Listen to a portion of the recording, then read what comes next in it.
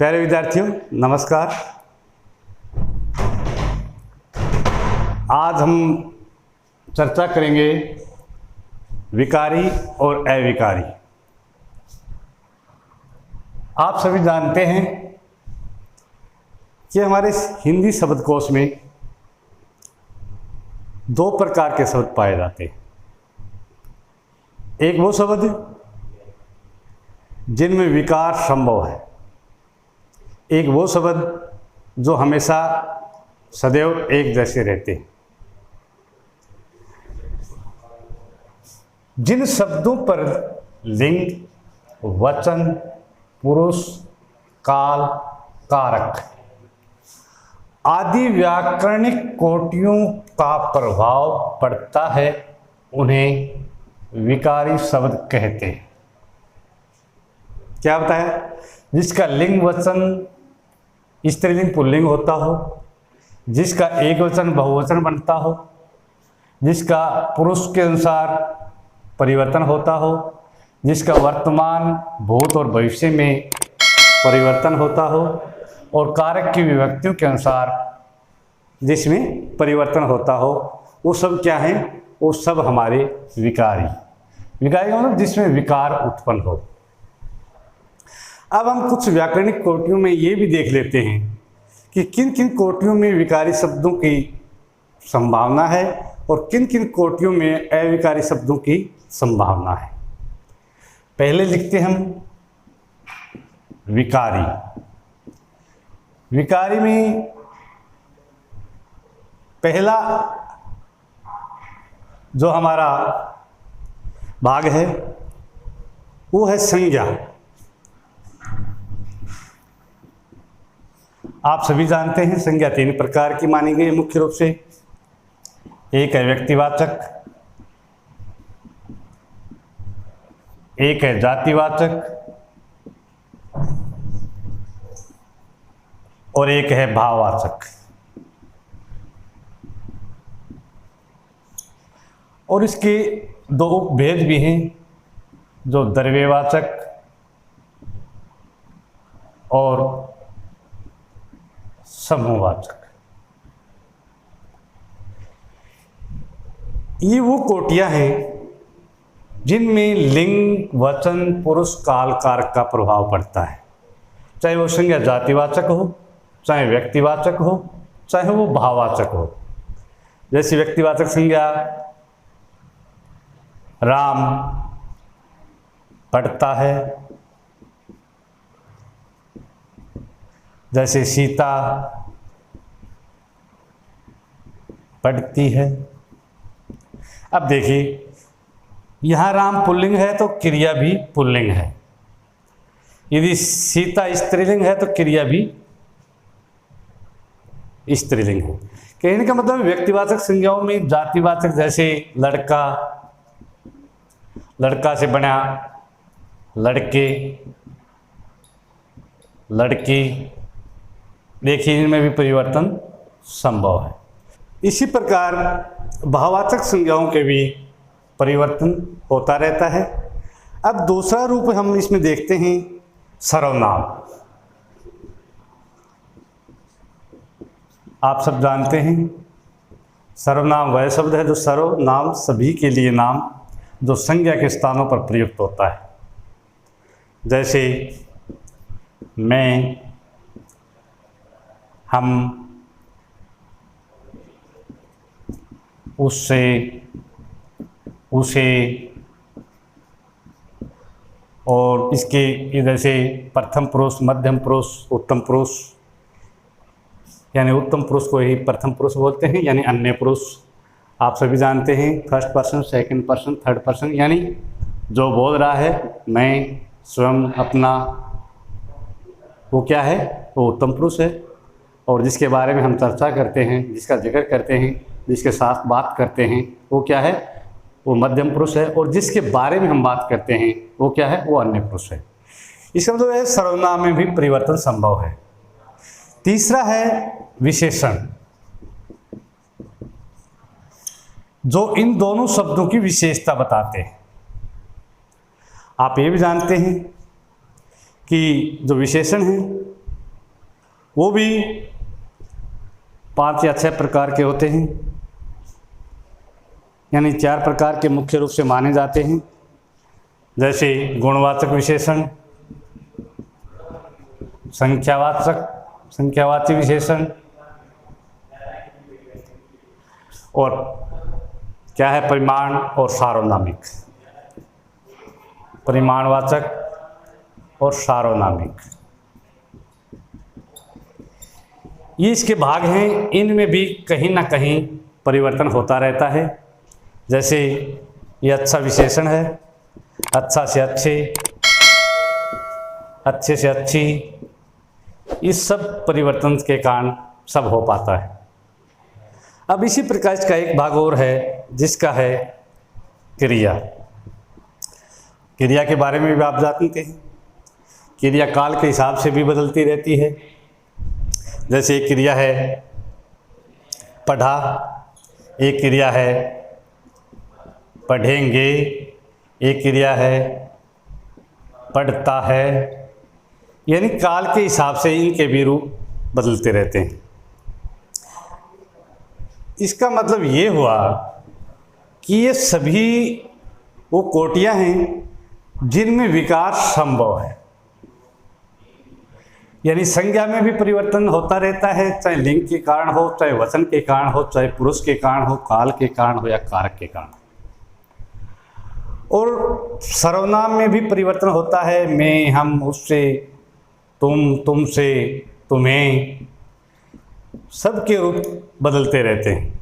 इसी प्रकार विशेषण में भी मात्रा के हिसाब से भी, गुण के हिसाब से भी, सार्वनामिक विशेषण भी और संख्या के हिसाब से भी इनका रूप बदलता रहता है।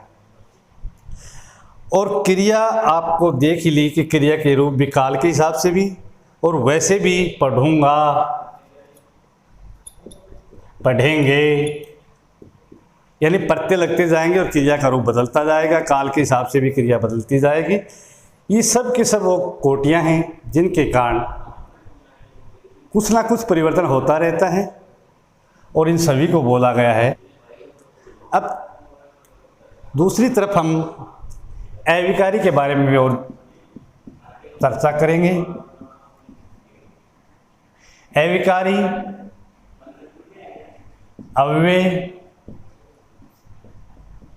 और निपात, ये विशेषता की दृष्टि से लगभग एक जैसे ही हैं। अविकारी आप सब जानते हैं, इसमें विकार संभव है और इसमें विकार संभव नहीं है। इसकी परिभाषा कैसे होगी? जिन शब्दों पर लिंग, वचन, पुरुष, काल, कारक आदि व्याकरण कोटियों का प्रभाव नहीं पड़ता, उन्हें क्या कहेंगे? उन्हें अविकारी शब्द कहते हैं। ये कौन कौन से हो सकते हैं? पहला है क्रिया विशेषण।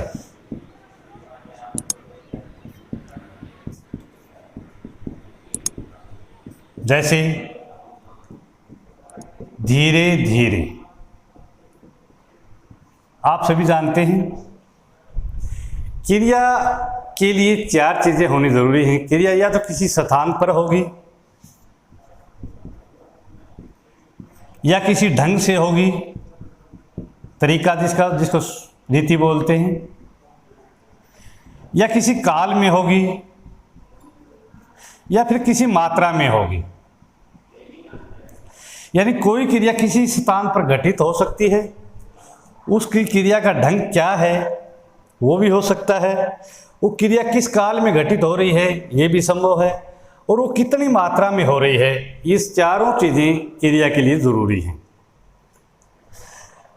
अब देखना ये है कि इनका रूप परिवर्तन क्यों नहीं होता।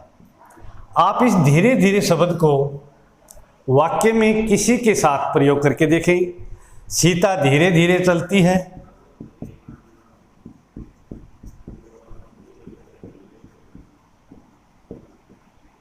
राम धीरे धीरे चलता है,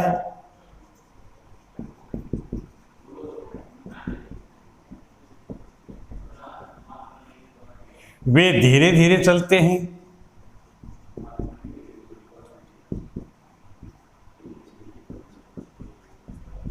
वह धीरे धीरे चलता है।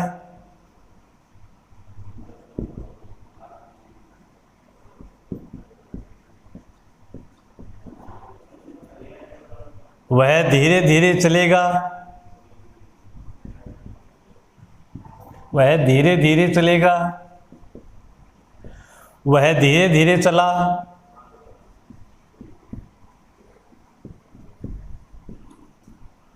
देखिए, मैंने स्त्रीलिंग के साथ प्रयोग किया धीरे धीरे को ज्यों का त्यों है।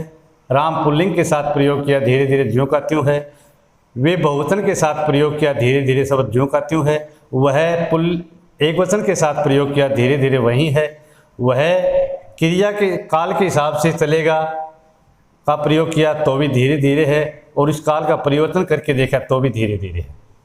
इसका सीधा सीधा अर्थ ये हुआ कि इस धीरे धीरे पर लिंग, वचन, पुरुष और काल और कारक किसी का कोई प्रभाव नहीं पड़ा। इसका मतलब यह है कि इनमें विकार हुआ ही नहीं। आप चाहे किसी भी काल में प्रयोग करो, किसी भी पुरुष में प्रयोग करो, किसी भी वचन में प्रयोग करो, किसी भी लिंग में प्रयोग करो, लेकिन इनका जो रूप है वो ज्यों का त्यों रहता है, इनमें कोई परिवर्तन नहीं होता। और ये बता भी दिया है, ये 4 प्रकार से क्रियाएं होने की संभावना है। मात्रा कितनी है, किस शतान पे हुई है, या उसका काल क्या है। अब दूसरा है समुच्चय बोधक।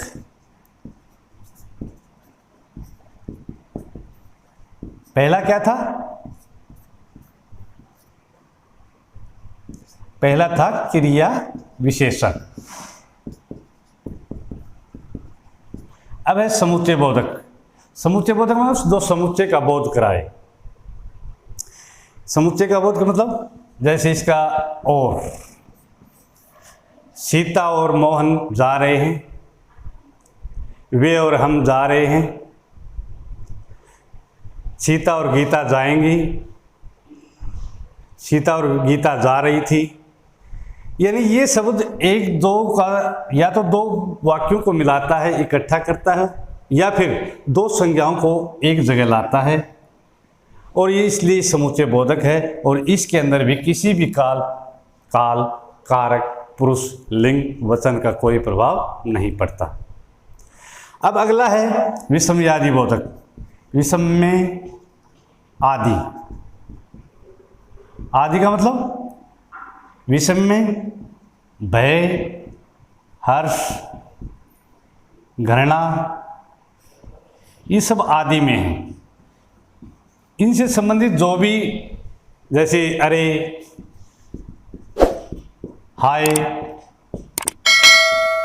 ये सब विषमयादि बोधक चिन्ह हैं।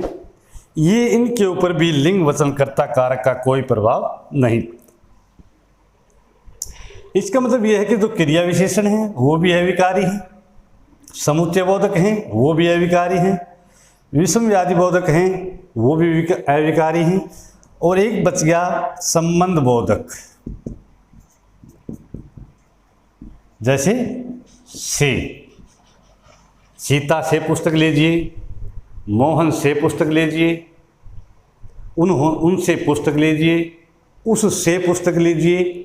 यानी इस से पर भी कोई प्रभाव नहीं पड़ेगा। इसका मतलब से का मतलब ये नहीं है, इसमें जो कारक की जितनी भी विभक्तियां हैं वो सभी संबंध बोधक ही दर्शाते हैं, क्योंकि कारक विभक्तियों का काम क्या है कि क्रिया का कर्म से और कर्ता से उसका सीधा सीधा उनका संबंध क्या है। इसमें और भी विभक्तियां जितनी भी आएंगी वो सारी की सारी क्या कहलाएंगी? संबंध बोधक। एक और हम देखते हैं सकारात्मक और नकारात्मक। आप सब जानते हैं कि या तो व्यक्ति किसी काम को करने के लिए राजी है या फिर नहीं करना चाहता। इस प्रकार कुछ ऐसे भी वाक्य हैं जिसमें नहीं या हाँ का ही संकेत मिलता है। यानी कुछ वाक्य सकारात्मक होते हैं और नकारात्मक होते हैं, और वो भी क्या होते हैं, जैसे नहीं का जो प्रयोग है वो क्या है, वो भी नहीं और हाँ, ये भी किसी काल, किसी लिंग, किसी वचन पर इनका कोई प्रभाव नहीं पड़ता। ये भी हमेशा अपने इसी रूप में रहते हैं।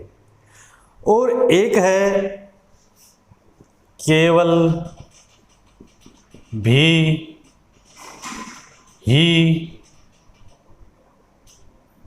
यानी जिसको बोलते हैं हम निपात। क्या बोलते हैं? निपात। पात का मतलब गिरना और नी का मतलब विशेष रूप से गिरना, यानी किसी ऐसे शब्दों का साथ लगने के बाद उसके ऊपर उसका दबाव बन जाना। मैं ही स्कूल में जाऊंगा, मुझसे ही ये काम कराया जाता है, यानी जहां पर किसी बात पर जोर देकर के जिन शब्दों को लिखा जाता है, प्रयोग किया जाता है, जो पास वाले शब्द के ऊपर जोर डालते हैं, उन्हें बोलते हैं निपात। कहने का अर्थ ये है, एक तरफ हमने विकारी शब्दों को पढ़ा, दूसरी तरफ अविकारी शब्दों को पढ़ा, और जो निपात है वो भी हमने यहाँ देखा। और ये सब अव्यय हैं। अव्यय का मतलब ए प्लस वे, वे का मतलब खर्च ना हो, वे का मतलब खर्च, और ए का मतलब जो खर्च ही ना हो। खर्च का मतलब जिसमें कोई परिवर्तन ही ना हो। इन तीनों की लगभग विशेषता एक जैसी है, इनकी जो प्रकृति है लगभग एक जैसी है, इनमें सूक्ष्म सूक्ष्म अंतर है। और कल इसके बारे में हम आगे भी जिक्र करेंगे कि अव्यय और निपात क्या हैं, कैसे किसी शब्द पर दबाव बनाते हैं, निपात और विकारी और अव्यय में क्या अंतर है। इससे पहले हम एक बार फिर से देख लेते हैं कि विकारी शब्द क्या हैं। जिन शब्दों पर लिंग, वचन, पुरुष, काल, कारक आदि व्याकरणिक कोटियों का प्रभाव पड़ता है उन्हें विकारी शब्द कहते हैं। और अविकारी क्या है?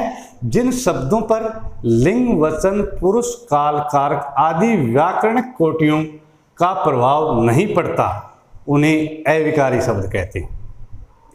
विकारी में कौन कौन सी कोटियां हैं? संज्ञा जितने भी हैं वो सब विकारी हैं, उनका रूप परिवर्तन होता रहता है। सर्वनाम जितने हैं वो सब विकारी हैं, उनमें परिवर्तन होता रहता है। और विशेषण जो भी हैं वो सब, चाहे वो गुणवाचक विशेषण हो, चाहे संख्यावाची विशेषण हो, परिमाणवाचक हो, चाहे वो सार्वनामिक विशेषण हो, सब में परिवर्तन संभव है, इसलिए ये सब विकारी हैं। अब क्रिया भी इसके अंदर शामिल है। क्रियाओं का आपको पता है रूप बदलते रहते हैं काल के हिसाब से और वैसे भी प्रत्ययों के हिसाब से। इसका मतलब यह है कि संज्ञा, सर्वनाम, विशेषण और क्रिया ये सब के सब विकारी हैं।